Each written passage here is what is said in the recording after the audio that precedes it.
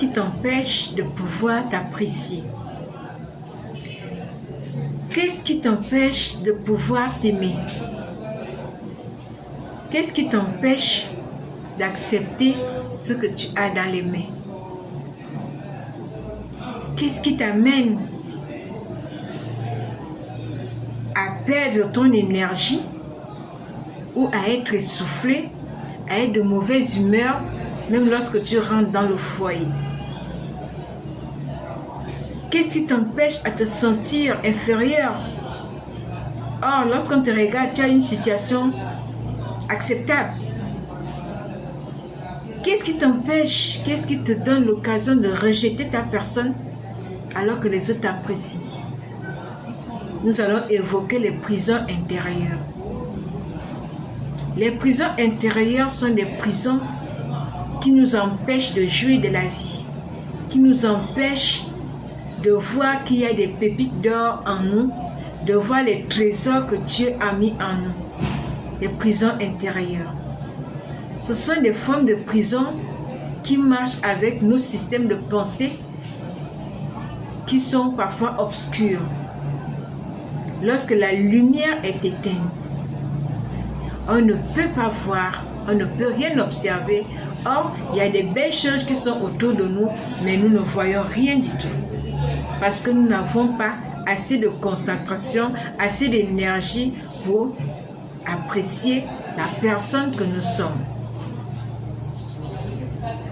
Psychologue clinicienne et psychopathologue, je suis là pour vous dire, rencontrer un psychologue, c'est briser ces barrières, ces murs qui ont été construits, ces murs qui vous empêchent que le soleil rentre dans votre vie. C'est possible de les briser, c'est possible de détruire ces murs. Par des souffrances, par des discriminations, vous vous êtes refermé sur vous-même, vous n'arrivez plus à avoir confiance en vous, vous avez perdu l'estime de soi, l'estime de vous-même.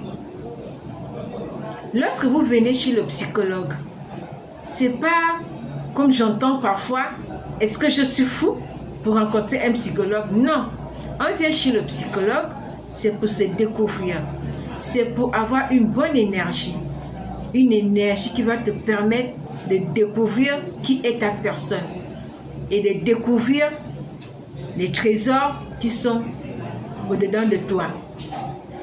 Oui, nous perdons souvent l'estime de nous-mêmes par rapport à l'éducation qui a été reçue. Nous avons tendance à regarder l'assiette de l'autre, soit disant que c'est une belle assiette, mais nous ne prenons pas le temps d'observer l'assiette qui nous est présentée, c'est-à-dire notre nourriture que nous pouvons très bien consommer, une très belle assiette, mais nous regardons toujours l'assiette de l'autre. On se dit toujours c'est l'assiette de l'autre qui est la meilleure. Or, il y a du meilleur en nous. Il y a du potentiel en nous.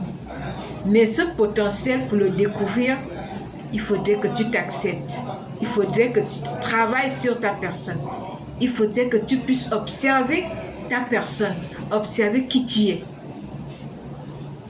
Pour découvrir qui tu es, c'est d'où ma présence sur ces réseaux, rencontrer un psychologue.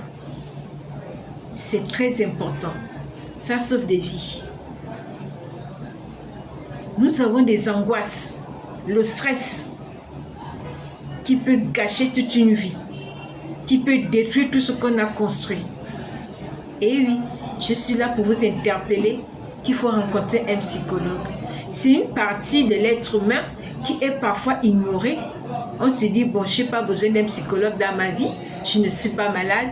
Or, rencontrer un psychologue, c'est renouveler la bonne énergie.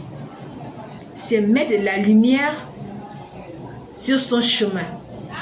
C'est tenir son flambeau pour que ça tienne aussi longtemps. C'est avoir une bonne résistance. Alors, quelles sont les prisons?